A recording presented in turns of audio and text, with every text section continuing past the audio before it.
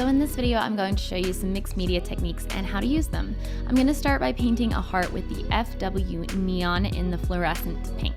While it's still wet, I'm going in with the System 3 acrylic ink in white, which is a more opaque ink. I'm using that to add in a little bit of subtle highlight, and since it's wet, it blends right out.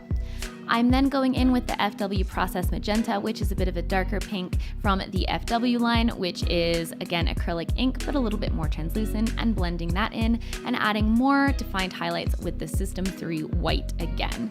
Once it's dry, I'm going to go in with the Aquafine Cerulean hue, and I'm going to use that to add in a little bit more color depth to the heart by glazing it over the top, specifically in the shadow area. Because all these inks are compatible, they work really well together. Then I'm going to go in with the neon again, just to blend everything out and make sure that it's working well together. Like, I use the neon and the acrylic together. And then I go in with the System 3 white as a sharper highlight. And for a little bit of an extra touch, I'm going to use the FW Pearlescent in this light baby pink to add on a little bit of a glimmering highlight around the edge. For this next demo, I am again starting in green watercolor using the Aquafine inks to establish an overall just idea of what I'm going to do. I'm pretty much working really loosely and just adding in some little leaves.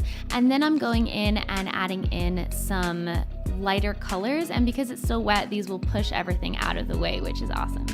Now I'm going in with some acrylic inks and building up over the top, different shading, and adding in some lighter areas with the acrylic ink. Because they're acrylic inks, you can add light back on top, which is super useful. And I'm using like a flat little brush to basically add in those details and then blend them. I'm using some of the more translucent colors to glaze over the top and create some really smooth blending. You can see I'm using yellow to go in and blend back into the green, etc. And now I'm taking a nice opaque, I don't know if this was black or if I made a dark green, maybe it was dark blue. And I am using a long rigger brush to create a little outline. And then because I kind of messed up the outline a little bit, I went back in with some of that darker color. I think it was like a dark blue, dark green, and added some more shading. And I just kind of kept adding in highlights, taking things away. It's really important to control the water on your brush. That will really help. I'm gonna do a little demo here of how I blend colors into one another. And you can see I've kind of put them next to each other, and then I'm wiping my brush off in between my brush stroke on my little paper towel so that the brush is pretty dry, and then I'm kind of just really lightly brushing left and right, and sometimes in circular directions, but usually just like left and right. And you're barely brushing the top of the ink and the paint. You really want to just be really light touch with it.